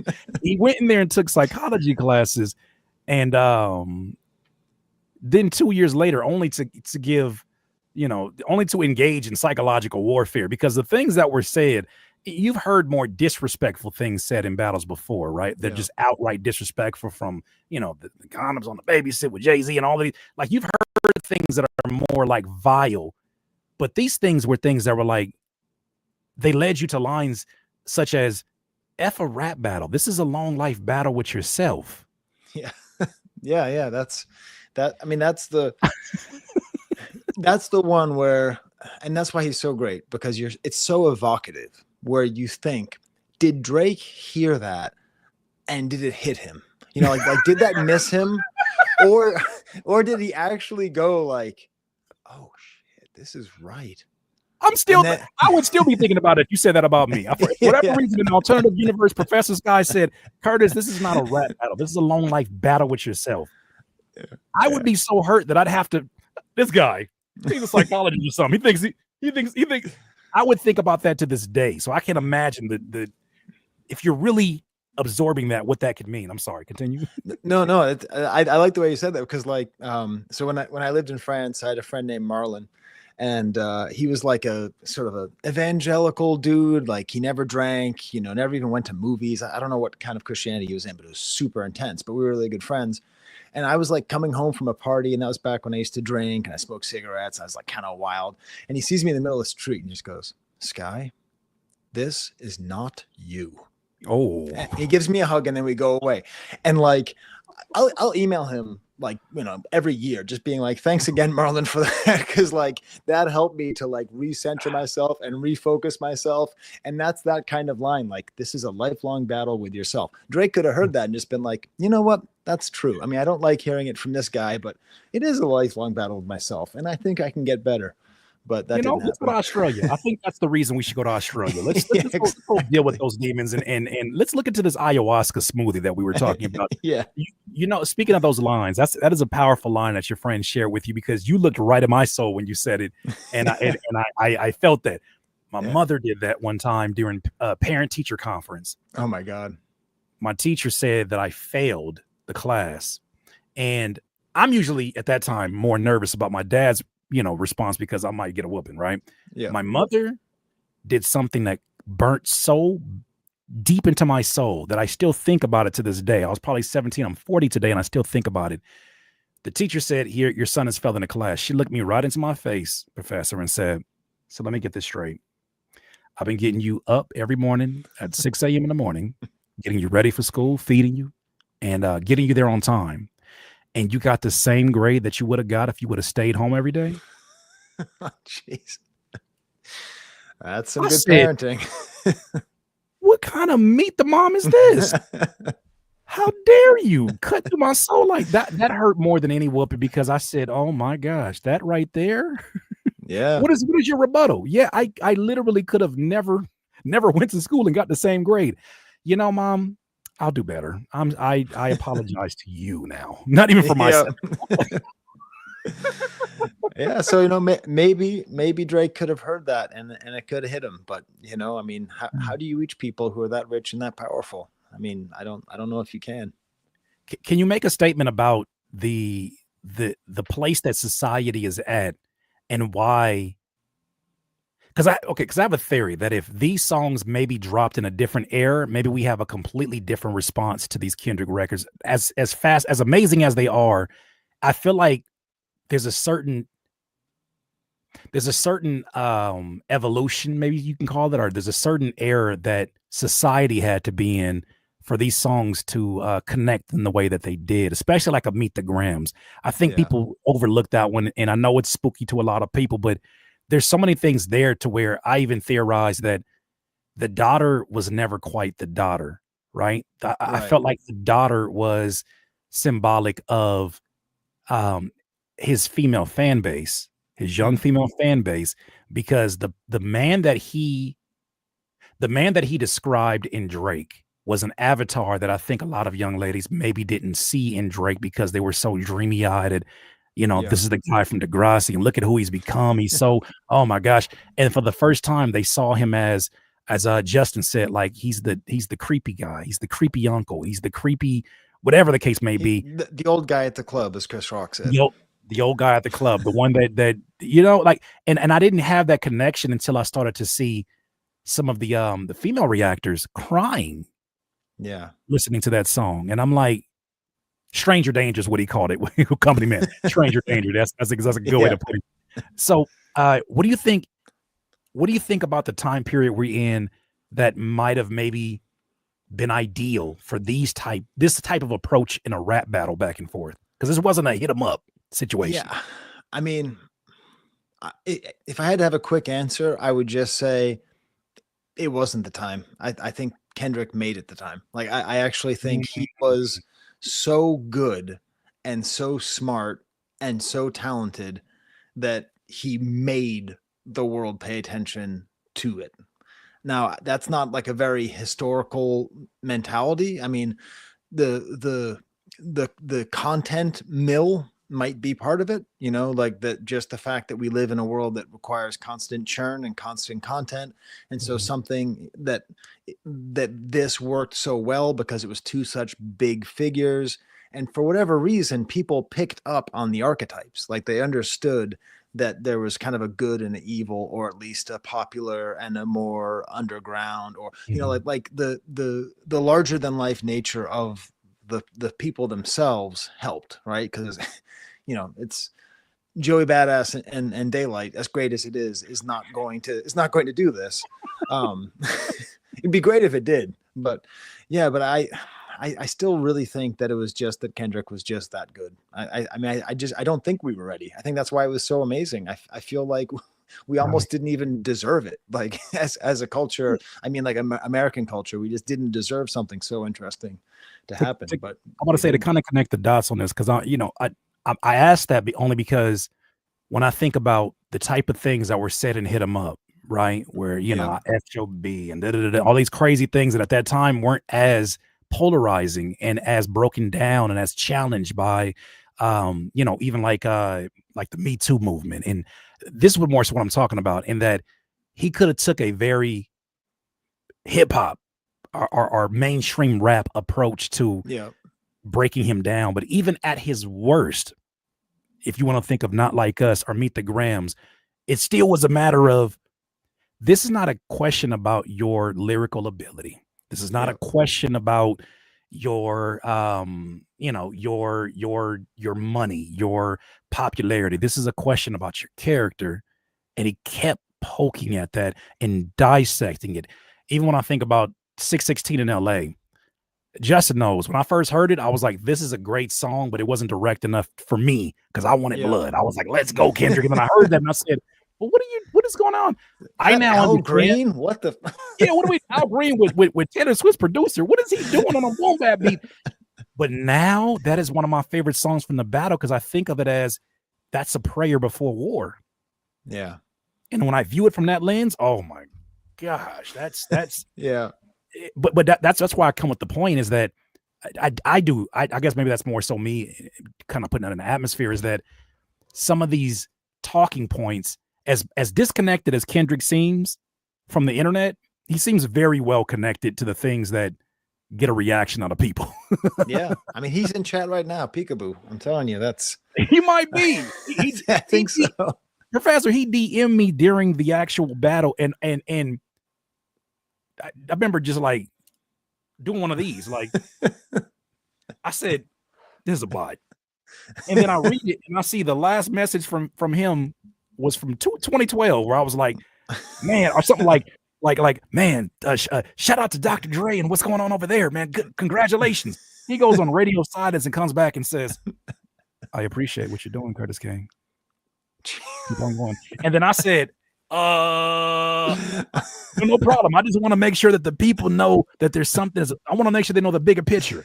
Keep it short. Is that cool? Okay, seeing. And he says, you're right, Curtis. It's spiritual. And then just disappears into the abyss. Just disappears in the dark. I said there's smoke still in 2034, he'll come right back. and we'll have the conversation then too. But that's what I'm saying is that this guy who's creating such chaos, good chaos, because there's a part of me, and I'll talk to Screw about this. There is a part of this that does feel very spiritual, especially when you see songs that really reinforce that, like Watch the Party Die. Because now when we see some of the things that happen afterwards, this is pre the Diddler situation. Yeah. It's I mean, maybe it really does go back. If we go outside of my theory, it's just that Kendrick was that good. That the need, this weird culture war that we've been having, it's also sort of like nice to have a win, because in general, it's like, I mean, if we go to the Star Wars reference, like The Last Jedi was the movie that was hated by conservatives and generally loved by liberals, and then they just destroyed Star Wars with the next one. It's a fine movie, the next one, but it was like they went a totally different direction, and like, I mean, I guess it was good that Biden won, but the best we could get is a centrist, and that way, and just like, maybe that was it. Just that like this was one place where the good guys could win in American culture. If the good guy was Kendrick, if the good guy was that good and that skilled.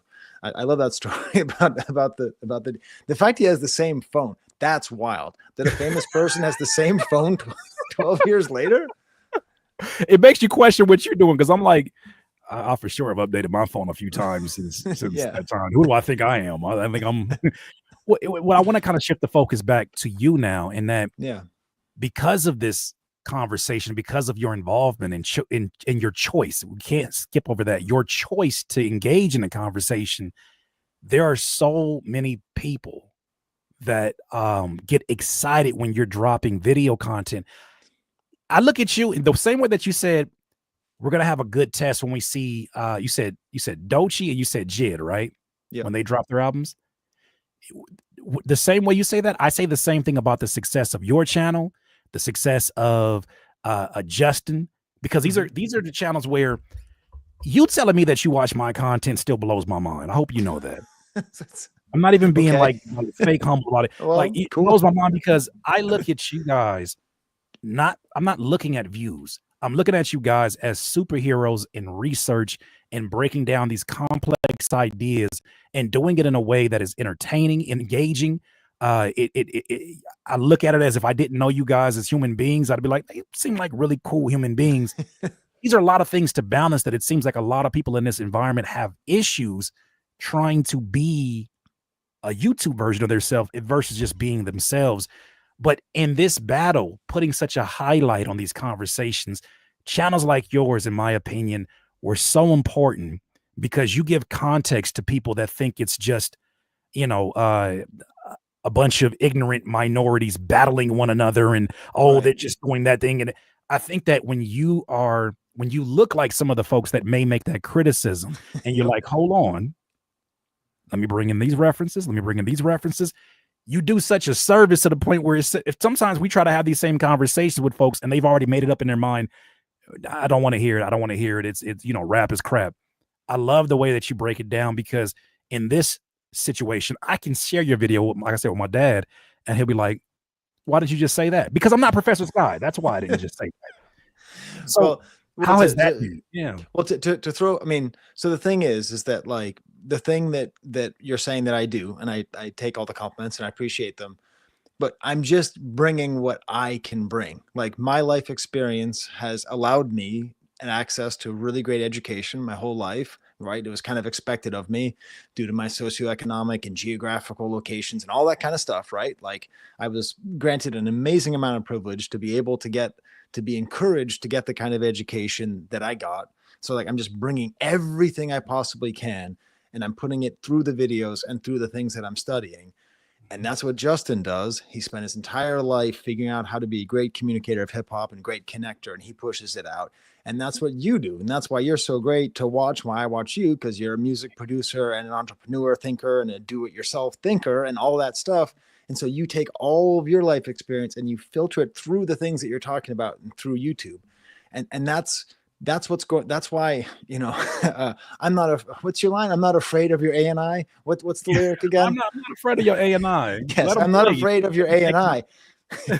I'm not afraid. I'm not afraid for you. I'm not afraid for me. I'm not afraid for anyone in Culture United, because you can't you can't fake the influence. Now you can't fake our life experience that we are pushing through what we're talking about. And so there's, Mr. Beast will definitely be replaced, and a whole bunch of like kind of, not Screwface Jean, but like the lesser reactors who just kind of go, what did he say that? Oh my gosh, like not adding much, just Screwface John will be here right forever because he knows how to go what, and then he just drops some crazy knowledge on you, and you're like, and that's what like we can bring. And that's what I try to do. And that's why it's so edifying. It's so wonderful to have people care, because it's like, I just study all this stuff. Like I'm a real professor. I have a doctorate, but like, I'm not at Princeton. I'm not at Harvard. I wouldn't have time to have a YouTube channel if I was at like a super prestigious university, and it's like just great that I get to share this and that people want it. And I can like communicate these things that are just like in my head and I've just been collecting. So yeah, we all do the same thing. We just have different life experience that we push it through. Man, I appreciate that. I accept that in humbly, because I listen to you guys talk and I'm like, you guys make these connections seem so easy that I'm like, why didn't I think of that? And I'm like, because you can't even say Mankian. That's why. First of all, you had no reference to that.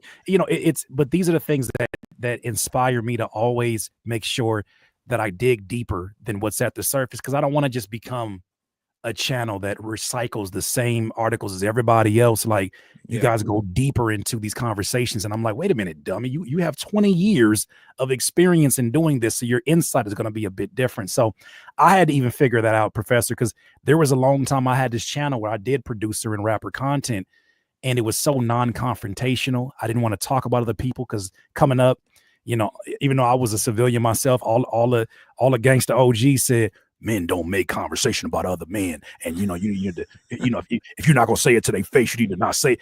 And I had that in my mind, and it held me back, because I realized these are conversations I would have anyways off camera with my friends. These are conversations I have in the barbershop. These are conversations, they're not things that are vile. Anything that I have ever said, and this was my commitment when I first started making this type of content, anything that I say in these videos, I would say to the human being. And I have, like, the conversation I had with Lupe. I think a lot of folks were surprised, where that went. Thank God it eventually got to a good place where I'm wishing him happy birthday on his birthday, and I'm not and the next birthday. And the next, you know what I mean? So but I'm saying all that to call. say that, man, I look at you guys, and you guys continue to inspire me to dig deeper into what I'm doing. So I want to talk about this, and this is kind of the touchier subject in a matter of this. Yes. And that, without naming names, there have been a lot of people who have taken advantage of this time period and happen to be, folks who don't look like the majority of the culture. And they've added their voice to the conversation. This is not one person, by the way. This is multiple people, by the way. And it just seems like they lack a self-awareness of, for lack of a better term, hey, I'm, instead of saying like, I know I'm a white guy, and I understand what the optics look like when you first see this, but by the end of this, you'll understand how tapped in I am, how much I'm willing to learn also in the process. Right. What do you think is how do you kind of see this in terms of the disconnect that some of the content creators, and maybe even just commentators in general on the culture, are having, that happen to be in that category? Because this battle to me did more than just expose Drake. It exposed a lot of cognitive dissonance, and just a lot of just lack of self-awareness in people's roles as it pertains to hip hop as a culture. Well, I mean, it's a bigger question, right? Because there's the general question of how to be white in black spaces, and the main thing to understand is just that will always be like never get comfortable, never think you belong anywhere, and always understand that you are a tourist. Like, that's why I always say it. That's why I always quote Justin, lack the context, lack the experience to properly contextualize. I can't believe it. I quote it every video. He'll chime in with it. But yeah, so I think that the battle, because it was so ubiquitous, I think a lot of people just sort of jumped into it. And I mean, I'm lucky, right? Like, I'm 47. And when I was 20, I was the kind of white guy where I wasn't in community with people who weren't white. I mean, barely at all. So, I didn't know how to talk. I didn't. Thanks, Justin. So like I'm sure if I had a camera on me when I was 20 years old and Drake came out, I probably would have not known all the things that I know now. I probably wouldn't have known to really understand my place is to not be comfortable. Like like there are places where I'm comfortable on my channel. When I'm talking about Radiohead, I have no problem, because those are a bunch of pasty white dudes who overthink and make weird stuff. Like, I know what that's like. Paranoid Yes. Android is one of my favorite songs, and it happened because I was up at 3 a.m. one night and I saw the music video, the animated video, and I said, Oh yeah. why am I so intrigued? I never listened to anything like this. It was that, and it was Portishead Only You. They played back to Oh back. yeah. And I said, Wow. yeah. So that's my Radiohead story. I'm sorry. Yeah. So yeah, so I think, I mean, because obviously you're talking about What the Dirt, and I assume you're comfortable bringing up his name, because I have watched, I have no I issues. have heard you say his name a After few a 4-hour times. stream today, I have no issues. I just didn't want to make it. I didn't want to do this to you because, like I said, I didn't want to bring anything. I wouldn't want to talk about you, but this is kind of related to that conversation. Well, I did a video not about him, but about I call it the tourist guide to hip hop, which is like, I might even try to make it into a book sometime, just about sort of like the ways of thinking about it that might be more respectful than the ways that you would automatically think about it. But like it's weird because, and I was talking about this. I don't know how well you know Lil Bill, but he was interviewing me for something else, and like there is like systemic racism is a real thing, and there is a degree to which white men, even if they don't think it out loud, they do sort of feel that everything belongs to them. And it's something that I don't like to admit, I don't like to say, but it's just true. That's sort of the way systemic racism works. Like the same way that men think that things should just go a certain way. So it's not surprising to me that people have a hard time when that's called out, because that's an uncomfortable thing to know. That's an uncomfortable thing to think. I don't like saying it out loud. I don't like it being true, but it's like, like you have to constantly fight against it and constantly think about it. Yeah. So I don't know if that really answered your question. No, it does. It does. But, and I have a quick follow-up too, because we don't have to land here too long, but yeah, what advice would you give to those who are, because I do empathize, to a certain degree, which you had instructed earlier. I do empathize, getting it wrong when your platform is large has got to be a extreme hit to the ego, especially when you feel like you've done all the research necessary, right? You feel like there's no way I've got this wrong, especially if you're somebody that is a perfectionist. I imagine that's got to be pretty challenging. Yeah. What advice would you give to those that, their first knee-jerk reaction is to react, irrationally or to attack other people, whatever the case may be? What advice would you give to not just him or any of that, but any creator in that space that is maneuvering and, wanting to do this the right way? Just like when people tell you their lived experience, believe them. Like, people don't lie about it. Like the first time that a woman told me that dudes would catcall her all the time, and then the next woman I'd talk to would say, oh yeah, dudes roll down the window and scream stuff at me all the time. And then the next woman told me that, and the whole time I was like, that's not true. Like, I don't do that. None of my friends do that. That's not true. Like, that lived experience is real. So if you are a white content creator and a non-white person tells you, hey, that wasn't cool, you just got to say, okay, I'm wrong. and if you don't know why, figure it out, because they're not lying about their lived experience. There's no value in that. So that would be I tried to find a perfect time in that right yeah, there. no, Yeah. that's my favorite button. So like you just have to accept that. And I've had times like that, where I'm teaching and I might say something that a female student finds unacceptable, or, like I talk a lot about trans music as well on my channel. And like, I don't always know how to address those conversations, but and the thing is, people are very, very forgiving. They really are. So, I mean, with the dirt thing, the Carlton thing, I couldn't, after the Carlton thing, I could not see a way back. But truly, if he said, you know what, I was just really hurt and I just really couldn't handle it, and I lashed out and I revealed some really ugly things about myself, but I'm really sorry, and then just like it stayed there, it would have been fine, because you just have to believe it. That you just can't we move on, and that's the nature of this space and content creation, and that, a lot of this stuff is like, I had a reporter one time I watched who went viral because he had this very funny intro that he did that wasn't meant to be funny. And they said, man, how do you deal with going viral and the embarrassment of how people making fun of you? He said, man, this stuff is like bubble gum. When people will chew it until it lose flavor and move on to the next thing. I was like, Yeah. that was so good. So good.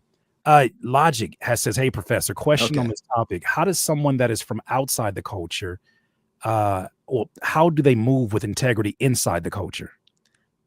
Never think that you're inside the culture. I think that's the most effective thing. Like, I don't think I'm inside hip hop culture. Like, I love being in community with people who are, and I will do every Culture United I'm invited to forever, but I will never assume or feel like I am in, and people will tell me I'm in, and I love it. I love hearing it, but like, never be comfortable. Like, because you're in outs. And that's one thing maybe I learned from living in France, because like when you live in France, there's different rules, different ways of doing things. When you visit Japan, there's different rules, different ways of doing things, you know, like it's a different culture. It's not ours, it's not mine. Whatever it was that went into making this art, they're just not experiences that I've had. And some of the experiences are good, some of them are bad. They're just totally outside. So yeah, I would say, don't aspire to be inside. Aspire to be in community. I think that's the most. This is a random question, but as your channel starts to gain more and more popularity, you start getting these 100,000 and these multi 100,000 view videos. Yeah. Does it ever cross paths with your duties as a professor? You get colleagues hitting you up and well, I have one colleague who actually has more subscribers than I do. He does this whole thing on communications, and he's a really good YouTuber. So we talk every once in a while. I would sort of hope that would make me like the super cool professor. But I don't know. I mean, I work at a public university. Most of my students have jobs. So I think they just had their head down. They don't have enough time to like, I often find like, am I cooler than my students? This is weird. It smells like Taco Bell in here is all I know. You guys are not tapped in. No, I'm playing. But no, I'm like, I want, like, I would love for my university, I would love for academics to understand what's happening, but I can't make, we're supposed to be the smart people. That's what I always say. And like, if there's any professors hearing me or anybody who is very educated and feels like, oh, I couldn't do it. I did this thing for like 3 years before I had like 2,000 subscribers. You just do it. You just get your thoughts out there, and it's really, really good, because you just, being a professor or being an academic, it's really sad. Like, you don't, like, the best case scenario is like you're the biggest deal for like 50 people in your field. You know, like that's the most you can get your thoughts out there. So Danny Lohr wants to know, that's a great answer, by the way. What are some channels you love on YouTube that you don't hear recommended a lot? And I got a follow up to this one, by the way. Go ahead. Well, I mean, geez. Let's see. So in terms of rap, I really like Def Goldblum a lot. I think he does a lot of really good underground stuff. I'm trying to think of of those. And this is tough because I watch way too much YouTube. That's all I watch basically.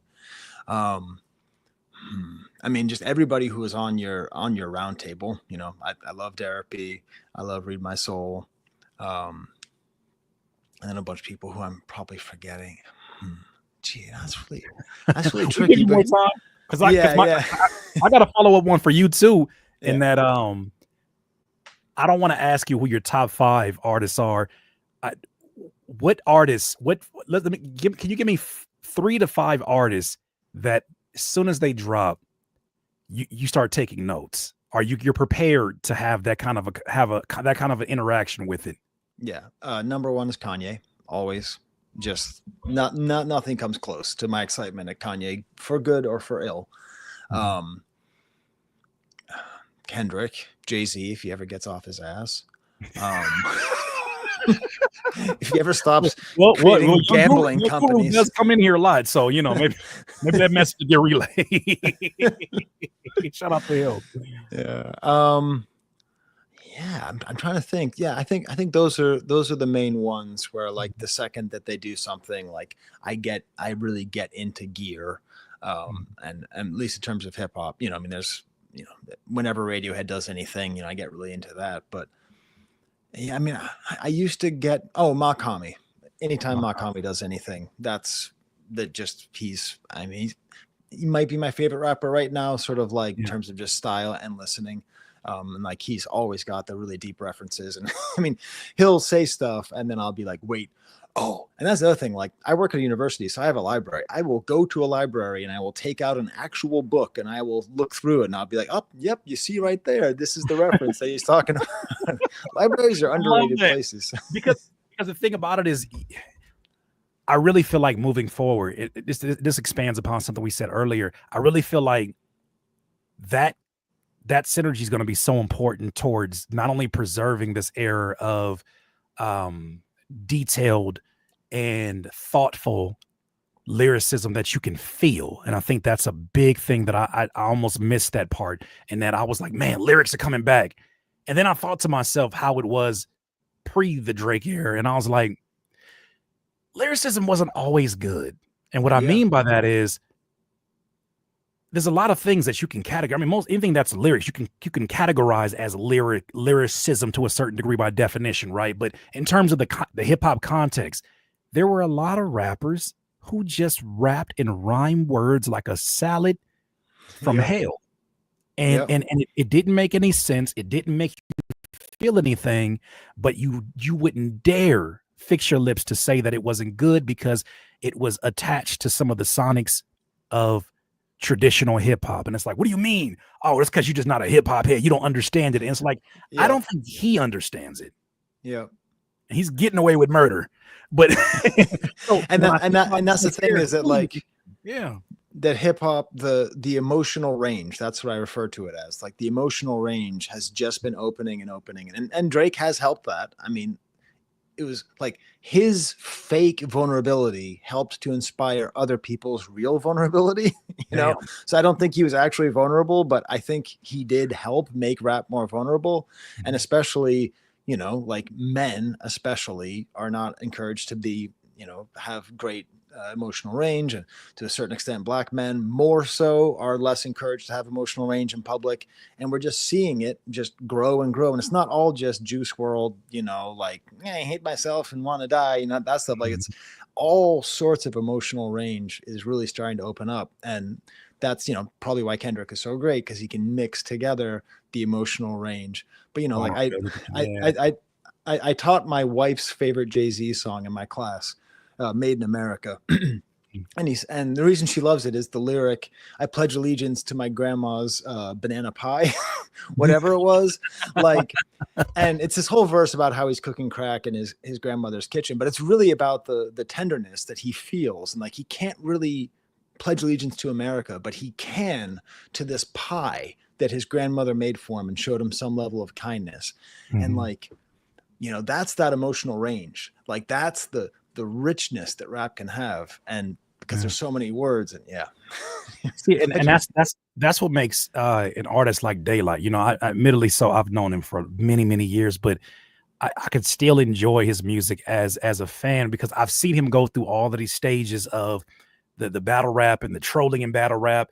I've seen him in the early ages of his battle rap to now getting into crafting these songs. And when I listen to a song like By Curry, I'm just sitting here and I'm just like, this is such a beautiful collection of poetic tools, words that just work so well, and there's a harmony to them that you can't just fake.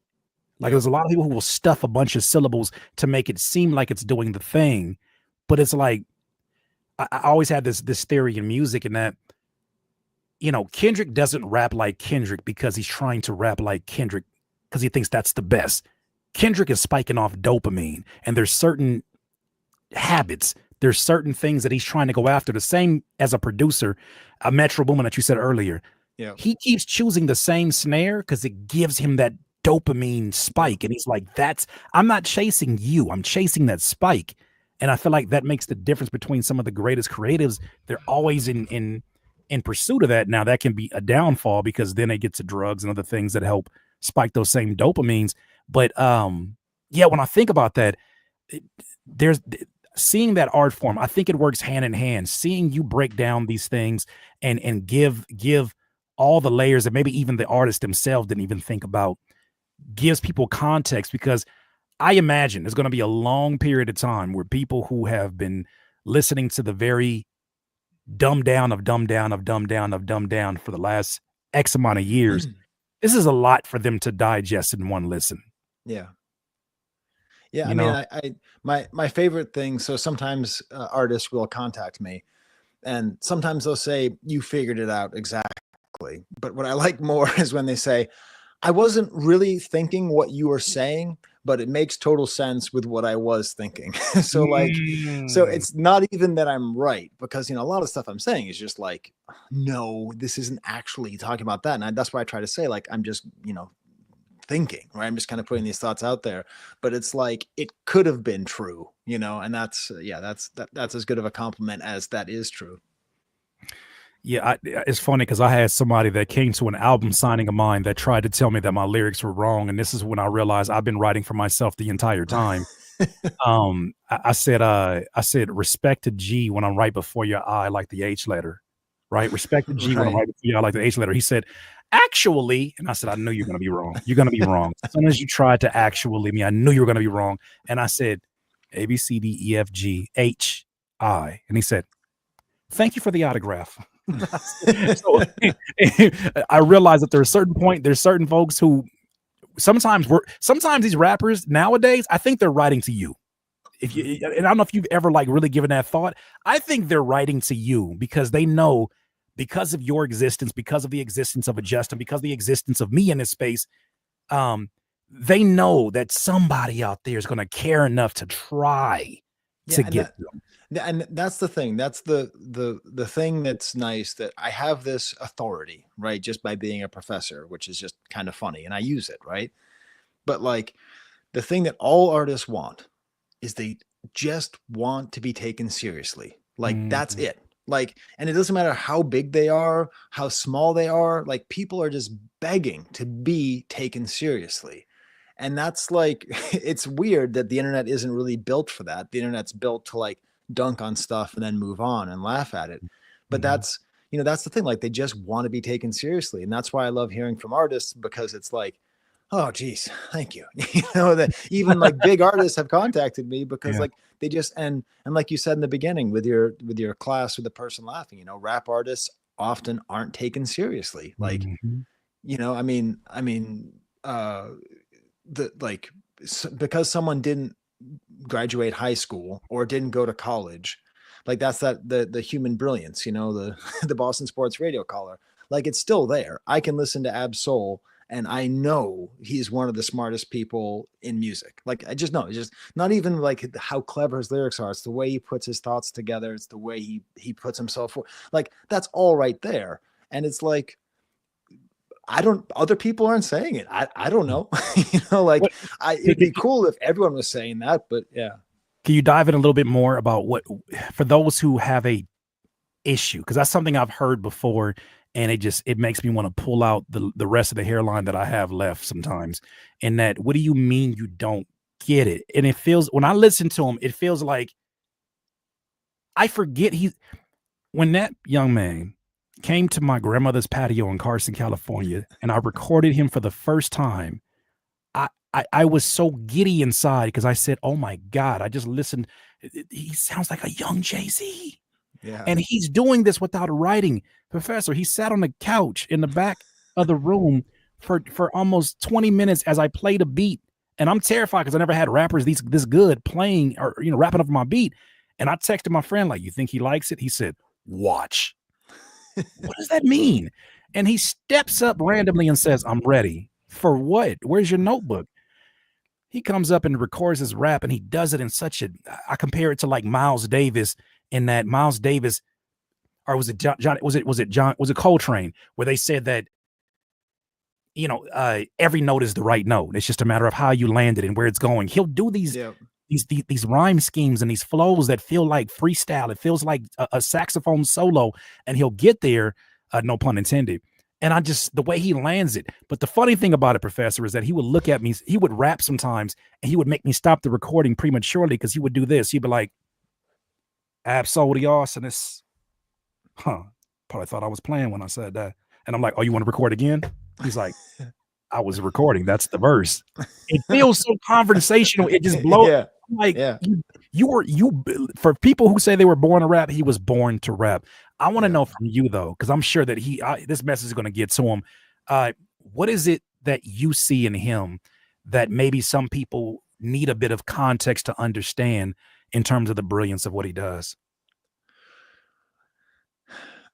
I mean, with him in particular, it's how, so it's like, it's the way that he phrases things, it's the way that he presents himself, and it's the way that, like, it's like you said, there's a kind of effortlessness to it that leads into it. And I mean, especially on that last album, just the concept, like, it becomes like really great art in the way where I don't think everything adds up. You can't, like, you can't, what's the dirty? You can't Google snoop it and say this happened here and this happened there and that goes here and that goes there. But it's like a very understandable, convincing portrait of somebody who is, insecure but successful, who is scared but growing, like all of these things that you can feel that are in the music. As far as I can tell, he communicates them like just about as well as you can, while maintaining a balance of like hard ass rap songs and, like, so yeah. And that's a good example of what I'm talking about. That, like, I know people who've taught at Harvard and taught at Yale, right? Like, I know some of what you'd think are the smartest people on earth, and I've met a lot of really, really dumb people in the smartest places in the world. Like, On top of that, I'm sorry, Justin. That's me watching your videos. I'm sorry. It just came out. I just said one top of that. Hold on.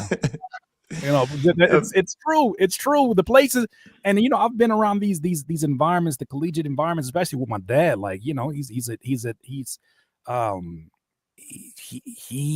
psychology major. He has his doctorate. So I've seen him go through these steps, and I've been in these places, and I've also seen him under his breath, like, these folks, man, they are trying to be the death of me. Yeah. And that's the thing is, I mean, human brilliance can exist without education, and Right. ignorance can exist with lots of education. And that's one of the things that makes, being a hip hop, like, I'm not actually like a hip hop scholar. Like, there are hip hop scholars. I'm not actually one of them. I mean, I have published one article on French vocabulary of hip hop. But other than that, like, and part of the reason why is I just got burned from, like, going to conferences and seeing people go up. And it was clear that, like, they didn't actually like the music. Like, they knew it was something they could talk about, but, like, it didn't really hit with them. Like, and there's always a point where I talk to people and sometimes they go, "Oh, you actually like this stuff?" Like, yeah, I like this stuff. That's why I'm talking about it. That's why I created this class. Because, there are people who just sort of, like, they just don't get it, and I gotta share this. Professor. Goshanek says it's compressed language. Talking about these raps, you guys are Winar. Somebody gonna have to tell the truth, and I'm gonna tell it. You are unzipping these files so that we can understand this compressed language. I love okay, that. that's what that means. I was like, yeah. No, I get that. That's the computer. That's the he's like, "Oh, you guys do it every time. You do it every time." I can tell you though, that might make its way in one of my future videos. I like that metaphor. I like that it's a compressed language, and you guys are Winar. Yeah, I guess first those are pronunciations that had me in tears. There was another question here, and we're gonna go ahead and wrap it up. But man, round of applause for Professor Skye. This has been incredible. More than what I could even I was already anticipating this, but this is insane. Oh, that's right. Your perspective is such a fresh perspective, and it's needed. And I want to make sure that every time we see you, we let you know how much is needed, because there's certain videos I watch and I just feel like I shouldn't be watching videos and questioning what am I doing with my life? Like, where do we get here? And there's certain video content that I'm looking at and I'm like, I don't even care about these people's lives. I don't care about this drama. I don't care about why am I listening to a clubhouse of people yelling at each other right now? Then there's the other stuff where you're like, I know that I'm going to walk away from here fed with information that I wasn't even thinking about. Leonardo Thomas says, crazy question. Do you think this era of hip hop will recall, establish, unify the brothers last and sisters of Canada so the unspoken can come alive the right way? Remember, it takes an heir to create a Killmonger. Interesting. Huh. He knew to ask you that question, by the way. I could tell he worded that for you. We actually have a Black Panther trade paperback in the bathroom where in the kids' bathroom. It's very funny. My 2-year-old looks at it and it's like, what is this? I'm like, anyways. Let's see. So will it establish, unify the brothers, last sisters of Canada?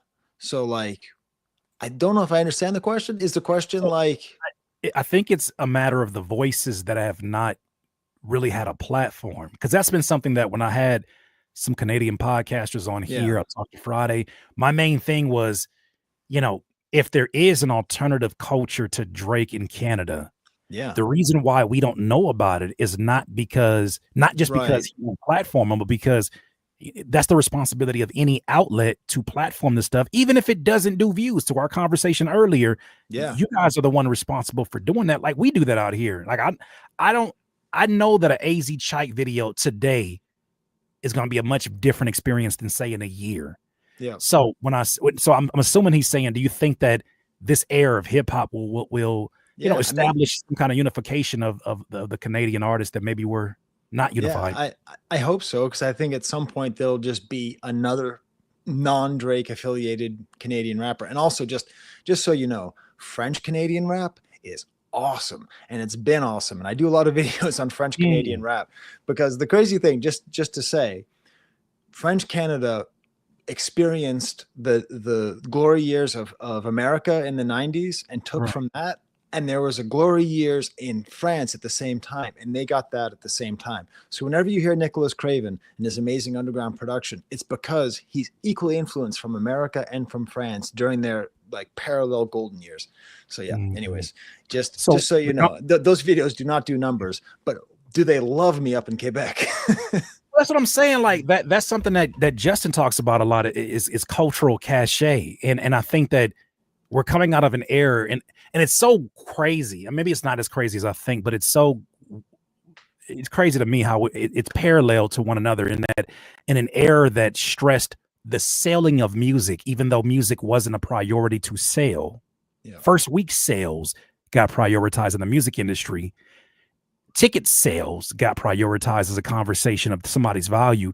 In the game of content, views and the numbers that those did, even though all these things can be boosted and manipulated, those conversations became, in some people's minds, the equivalent to what that person's value is, what that person's authority is. And some people are so poor, all they have is clicks. Come on, man. Come on. Look. That's a reframe the question and said, will non-Drake Canadian rappers rise in the wake of Aubrey's ashes? Golly, Justin. So yes, if they learn the lesson that Drake didn't learn, which is international rap. I am a huge proponent of international rap. It just has to respect that it's a different thing. And I think American rap listeners need to embrace international rap. It's just a different thing, right? So that's I have my little definition of hip hop. It is first and foremost a black art made for and by Black Americans to express their lived experience. And it is a tool that Black Americans gave to the entire world, that the voice can be the voice of the voiceless. And so like, if Canadian rap can be that, and Drake was that and can be that, and then he's like, no, actually I'm from Memphis, no, actually I'm, like he just all of a sudden tried to be American. And like, Canadian rappers are interesting because Canada's really interesting. The experience of like, especially of the whole Caribbean culture, with how goddamn cold it is up there. Like how many people come from Jamaica and Haiti and move up to live in like the coldest place on earth with the basically monoculture. Like there's a whole bunch of stuff to be told. It's just not worst behavior. I know Always- my poor wife. She's like, "How long is this going to be?" I was like, "I don't know, probably an hour." Yeah, and we're gonna wrap it up now. I'm sorry Okay. about that. No, I can't stop. All due respect. No, I eat this stuff up, and I know we've been talking about doing this for a long time, but Yeah. man, I thank you. I want to see. So two things. One, tell the people where they can get in contact with you. I'll put in the show notes after this. I think I already put his YouTube in there, so that's in the description. Yep. Then also too, let them know the channels that they can contact you. Maybe if they have questions about what it is that you do. Maybe if they even, I know there's professors that watch my content. Maybe they want to learn more about how Yeah. that process looks. What are those channels to reach you? And then also too, just some parting words, some final words that you may have for this audience of thinkers that happen to love this culture of hip hop. Yeah. So, Professor Skye Business at gmail.com is my email, but I don't really do Twitter. FD Signifier said don't do Twitter, and I think he's right. Like I have a Twitter, but I don't really know what it is. So Instagram, Professor Skye on Instagram. And I usually respond to messages there unless there's like 3 layers of hidden messages. I was thinking we might end up talking about East Coast and West Coast. So I do want to pitch. Did you know my favorite rap album of all time is a West Coast rap album, Curtis? It's probably not one that you're going to think of. It's not that well known. It's Act a Fool by King T and DJ Pooh. This is an absolute masterpiece. And if anyone out there is from California, Dre took up so much energy and space. If you don't, every single track on Act a Fool is a goddamn masterpiece. So I just wanted to throw that out there as West Coast love for y'all. We appreciate that. Why that album? Like because I know that you're not taking it just as I just like the music. I know that there's got to be some other context to it that does that. I mean, well, my older brother was the one who really got me into rap music, and we used to listen to that song, the album, especially the song "Act a Fool," and we would just like listen to it. It's just it's like an amazing rapper, King T, and unfortunately, I think he's just really into alcohol. Like he just got really into being drunk on his next album, so they aren't as good. And then DJ Pooh, who's like one of the most underrated producers in rap history because he's just such an amazing producer. It's like just what you want. It's like Eric B and Rakim, right? It's just like DJ, producer, and like every beat. It's like it's funny. It's like a slice of life in LA. It's like kind of gangster, but not really. And yeah, I just and so it's kind of a nostalgia pull. I'm not saying it's the best rap album. I'm just saying that's your favorite. Yeah. Well, I mean that's why. Wait, I just got a text from my wife. She said it's banana pudding, not pie. Banana pudding. Shut up. Dr. and Mrs. Look, Justin voice. 2-second applause for the wife. There it is. Look, we appreciate you so much. And by the way, you see how easy it is to just show love to the West Coast. Not anybody in here, but just people out there in general who have such a complex conversation with this. This has to be the last question. We want to respect the professor's time. One very, very last one. Logic says, great conversation, Professor. Where do you see hip hop in the future? That's a pretty good one to end off of. I do have a fear of it going the jazz route. And even though you said you are not, you are part of the culture. Grab a plate.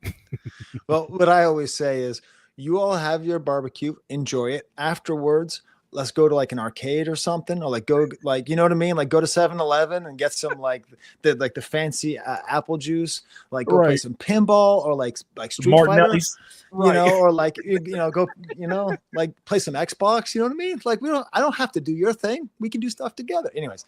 But I appreciate it. I do like good food. Future hip hop. So last question, huge question. I think as long as white people don't steal it, and as long as it is the chosen way of Black American expression, it'll go on forever, at least in America. Like I think internationally it's fine, but like, because that's the thing, like jazz went away because the people who made it decided to make other music, right? And that's the whole, like, human beings have this desire to create and to do things, right? And that's just like artists don't paint like Picasso anymore. They moved on, right? And so it's like, I think I think it's just going to keep going. I think because the barrier of entry, it's the metaphor I always use is it's not hockey, it's soccer or it's basketball. You don't need anything other than just the minimal amount to actually do it. So yeah, I don't think it's going to turn into jazz, and because what happened to jazz was the audience went away, and then the money went away, and then the people who created it just said, all right, well, I guess we'll have Smokey Robinson now. Okay. It's like, I guess, Smokey Robinson could have been John Coltrane. Smokey Robinson could have been Jay-Z, right? Like it does, like, it's just, yeah. So that's what I predict. Round of applause. We appreciate you so much. So much. Ladies and gentlemen, this, of course, will go up. I'll try to get to the timestamps as soon as possible. Please Sounds good. Subscribe to Professor Skye. We thank you for your time, sir. And DIYers, thank you so much. I hope you enjoyed the content today, and we'll be back here tomorrow. Thank you again, Professor Skye. All right. Thank you. DIYers, if you enjoyed this content, make sure that you hit the like button and maybe even consider subscribing. Come on, man. Don't be greedy. Peace.